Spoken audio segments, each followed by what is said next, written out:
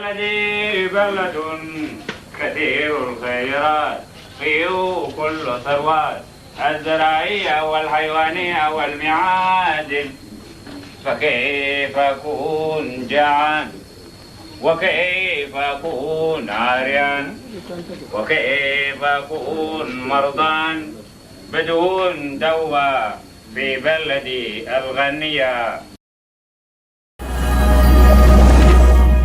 10 states, 3 administrative areas, 1 nation, 1 people. Welcome to Fixing South Sudan, your ideas for building the new nation. I am Adingor.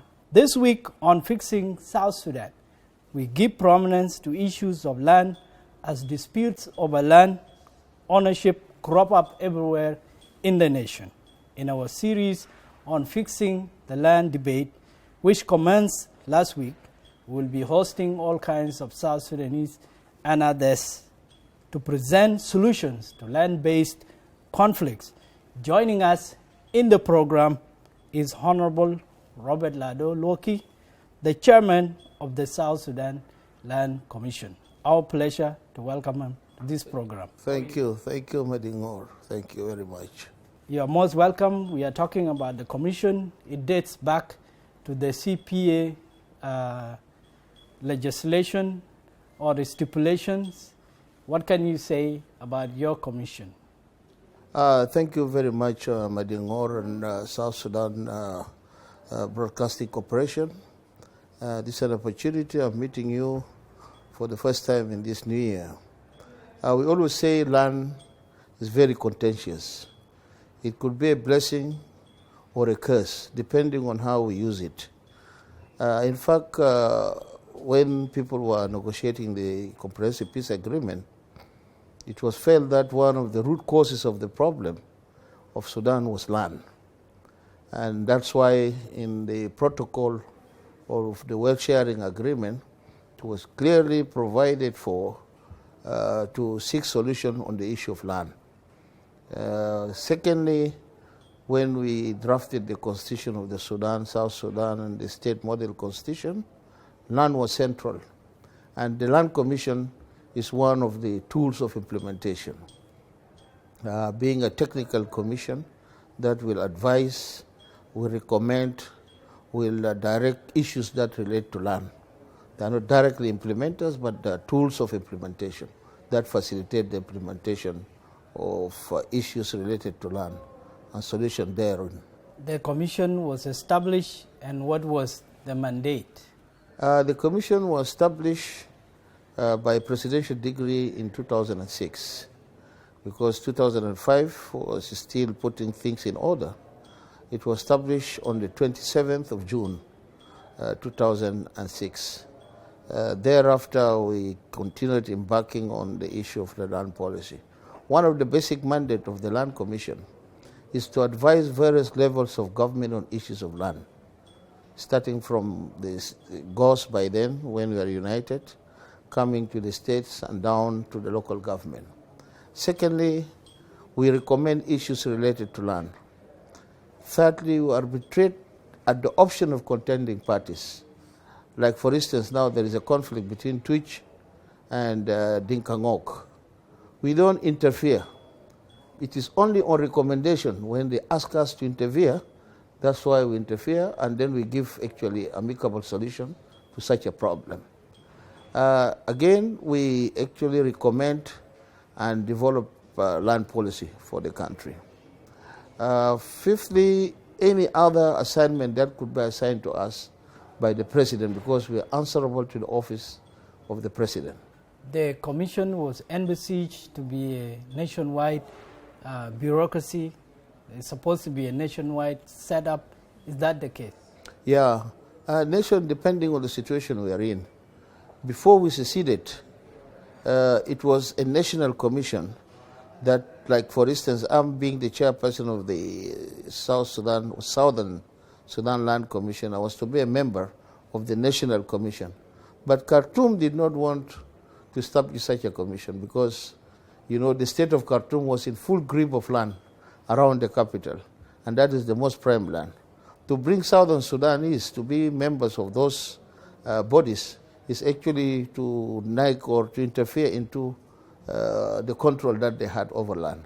But anyway, when we seceded, we had our own way of handling our problems. So we are now at the national level. Then we advise various levels of government. Each state could have their own land commission, and actually want to make it mandatory because land is very contentious and it is across the board. We cannot say it is optional. It's going to be compulsory, so that the land commission will be answerable to the office of the governor of each state, and they advise the governor. And here at the national level, we actually trickle down the advices to them so that issues of land could be salvaged. What is the situation? Are there some commissions that have been set up at the state level, and are they in communication with the national headquarters? Well, some commissions have been established, but not in all states. You know, there came the issue of proper mandate, and some governor thought maybe by establishing a commission, they will be competing with them over issues of land. You know, land is a very contentious issue. This is where you get money, and that's where you get problems. So by establishing a commission, they thought they would be interfering with the issue of land, but that's not the case at all. But all these issues will be clarified once we have the policy done, and then clear mandate will have to be revisited. Because since when we seceded, we did not have chance to review the Land Act 2009. We did not have chance to pass the land policy for South Sudan, and then establishment laws that could be actually at par with other countries in the region, IGAD. As we stated, the commission dates back to the CPA era. Is it still relevant? Has it outlived its usefulness? Very much relevant. In fact, that's why we actually say the genesis of the Land Commission is in the CPA. Now with Southern Sudan seceding, the Nuba Mountains is still having their own issue of the protocol not being adhered to, and Khartoum is now reverting back to what the CPA was actually talking about, specifically the issue of land ownership.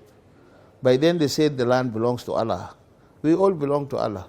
But still, it is the state that actually manages it. Now they are coming back because we are all members of IGAD. They come and we advise them how to go about it. So CPA is very much relevant because it pinpointed the issue of land. Not only land being very contentious, but the issue of land ownership. And that takes us back to the Registered Land Act of 1970 of Nimeri, which says all land that is not registered shall belong to the state. There are classifications of land, and we will come back to that. But specifically, what role are you going to play, or what will it take for the commission to be useful? Can it be revitalized? The commission is very much useful, and it's very central. It's actually the epicenter of all issues related to land. But it is the government to involve us. Like we cannot force ourselves into committees. We cannot force our ideas. We can advise the government in written form, but we cannot go to the media and talk contrary. But the commission will be revitalized, as even the revitalization agreement, if you look at Article 4811, it says the land policy shall be the roadmap that we have envisaged. You have to review the land policy, open discussions and deliberations on it, and then from there, once it is passed by the Legislative Assembly, we have to review the Land Act that is now outdated, because we actually promulgated that law when South Sudan was part and parcel of the United Sudan. So it could still be revitalized.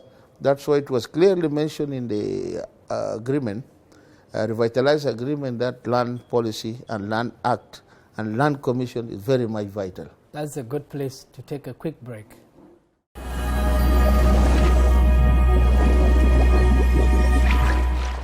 أنا كناس الواجهاني مشاكل زي ده ذاته قبل كده، يعني بتشتري أرض من زول تشوفي هذا مباني قاموا فيه وهي حاجة تم تشتريه، بعد شوية يقولوا ده أرضي ما حكومة ما صدقوا، وليه الان ما عندهم اوراق في اوزن، ما عندهم اوراق نهائي في اراضي. بتشتري من سلاطين، بتشتري من زول يقول ده محل من سنه كم.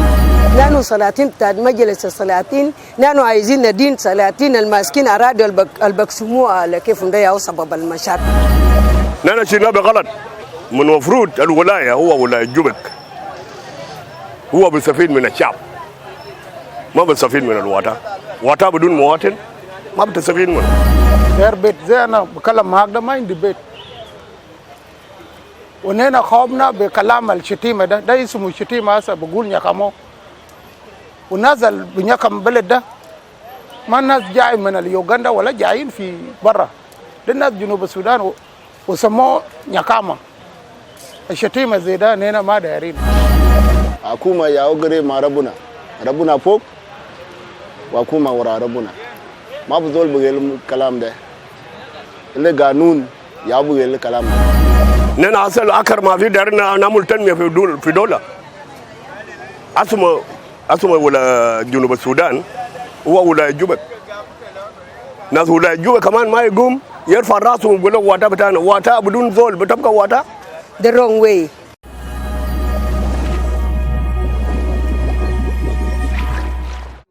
Welcome back to Fixing South Sudan, your ideas for building the new nation.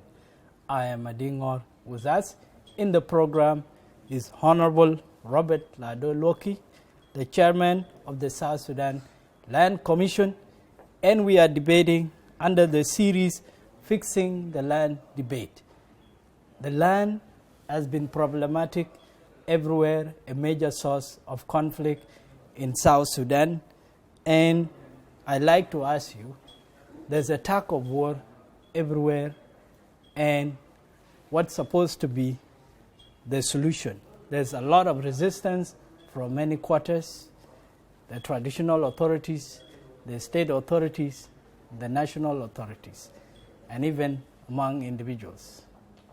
Why is this the case? Thank you very much. In fact, the solution is very simple if we could really understand it from day one. If you look at the definition of land, land is owned by the people of South Sudan, comma. Its usage shall be regulated by the state in accordance with the law and the constitution. This now divides the different roles. The land belongs to the people. We don't end there, but it has to be regulated. Who regulates it is the state, not the government. The government is SPLM, but the state is continuous. So it is the state to regulate it, not by guesswork, not by using guns and intimidation. It has to be regulated by law. And this law is not any other law. This law has to be in accordance with the Constitution, which we drafted. In the Constitution, we say, we the people of South Sudan. So all of us are involved. Unless our roles are defined, you find the chief distributing land. Even in other places, the Land Commission, they thought they also are involved in distribution of land.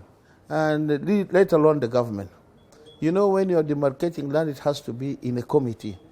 First of all, you survey, you make a social survey. Who live in that area? What is the livelihood of the people? Are they agrarian, pastoralists, or mixing both? Secondly, you involve them from day one. Prayer consent of the people. Because the land belongs to them, it's owned by them. It doesn't mean that as a government, you come and take it without them. You can only do it in two instances. When you expropriate land. You expropriate land for the interest of the public and the interest of the state. Number two, you use the eminent domain. Eminent domain now, if you discover, for example, uranium in a certain area, the government will immediately come and tell people you have to relocate because uranium is risky to your people. I'm very much impressed 2 days back when I heard the people in Unity are being relocated from the oil fields. After it has caused havoc and a lot of hazard, to the people, now we are thinking of relocating them. This should have been done earlier, during the social survey. Finally, when you're distributing land, you involve the people of the area in the land distribution. So they are all actually key players, but none of them supersedes the other. It's only the state that uses its power, but in accordance with the law. You don't say, I'm the commander of this area, so I have the right to distribute this area, or I'm the chief, this is my area, and even there are some chiefs now who sell land to foreigners, let alone, through the government and all this. So unless it is regulated by law, there will be a lot of confusion. That's why we are saying we need to pass the land policy, to review the Land Act, to review the Local Government Act where the chiefs are involved with traditional authority, and then we bring them. The mistake that we always do is the government sometimes goes alone to distribute. And if it does not go alone, brokers, those who are in the market, they are distributing land. There's a lot of informal settlement. That's right. So if we as a government, we do not show authority by law, you don't show authority by word of mouth or intimidation. You have to put the law in order. That's why, if you know the genesis of Juba, as I've been the chairperson for the last 16 years, the government of Abel took the power to distribute land in Juba Town Council for 2 weeks only. They gave plots to constitutional post holders. This line here, near the Amarat coming, and between Corbeau here and there, where Lago has he himself has, and he returned it back to the local government. So this is how you actually use the law for the interest. But we want to intimidate people. The chief thinks that, he's the chief of the area. A chief does not own the tribe. He's only representing the tribe to solve problems that are actually in the tribe. But he doesn't own land, and he behaves at will. Actually, that's a very interesting point. And if we should go back to what should have been the norms, from the very beginning, the land acquisition policy has been rather not clear. And there's been a lot of confusion. And everyone has a grievance. The local chiefs who have rights to protect, and also the individuals who own plots that they don't have title deeds. And it is conflict everywhere. Brokers enter, agents in the town, In such a situation, you are saying that the solution is the land policy. The land policy. Then we regulate, we make other laws. Even there is land acquisition law. How do you acquire land? You don't just go and take it by force from a chief and you distribute. You have to put it in law. How do you talk to the people? If, for instance, I am a chief of a certain area, I'm a farmer, and part of the land is what I entirely depend on for the livelihood of the people. The chief and the people of the area will tell you, take that part of the land on that side, distribute, and leave us to cultivate on this. The same if you go to Gaborone, the capital of Botswana. Inside the capital, as you drive around the capital, there is community land and there is public land inside the city. You don't just, generalize, you talk. If a chief does not want to give land for the government so that it becomes a public land, we cannot give him electricity. Now you see the polls. The electricity goes to referendum, to Kemiru, place which is not surveyed. It's a village. How do you give electricity? If there is an electric shock and there is an insurance company, how are you going to verify this in a court of law? We're supposed to do this. What is your role in doing this? My role is to recommend and tell the government we have to put laws in order, we have to regulate. Have you been doing it? Yes, we recommend and we tell them that once we are following the issue of acquisition. By government, you are talking about the national government. National government. And why has there been no action? The issue is each ministry is supposed to have a policy. We tell to the national government, like for instance during the land policy, how many ministers have been changed? About 5 ministers. As we start working close to the goalpost is removed. So new players come. Then we go back, we start rolling the ball from the start. So we need continuity of the process. And by doing that, we need to have, like we used to have a steering committee that is permanent, working on the issue of the land policy. And we recommend, there is a law reform, there is the Constitutional Review Commission, All these are tools. There are many bodies and none is producing this. None is producing. We are having them direction. Direction. I have to be very much frank. Sometimes we take position even we don't know our mandate.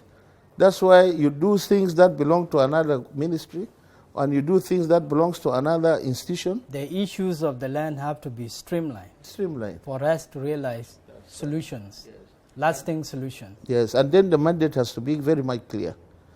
Like if there is... It has to be very clear, and you hold on to that thought. We are going to come back.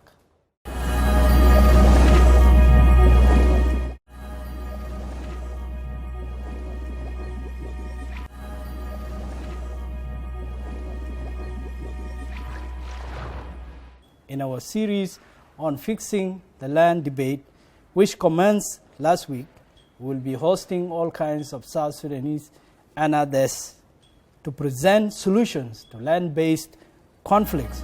It is stated clearly that land belongs to the communities, but also regulated by the government. The land belongs to the people. We don't end there, but it has to be regulated. Who regulates it is the state.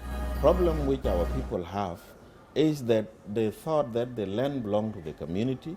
Yes, the land belonged to community, but regulated by the government. And who is that government? It is the local authority which is near them, and also the government which is heading that state, and the government of the Republic of South Sudan. You don't say, you know, I'm the commander of this area, so I have the right to distribute this area, or I'm the chief, this is my area, and even there are some chiefs now who sell land to foreigners. We have managed to now to reduce this land grabbing. I'm not saying that is not continuing, but to the extent 80%, 80%, no more grabbing that is happening now. In South Sudan, we are not supposed to have a land grabbing. We are supposed to have the settlement, because people want to settle. That is the correct answer. But saying that the land has been grabbed, the land is being grabbed from the country to the country. But being a people in one country, you cannot grab the land.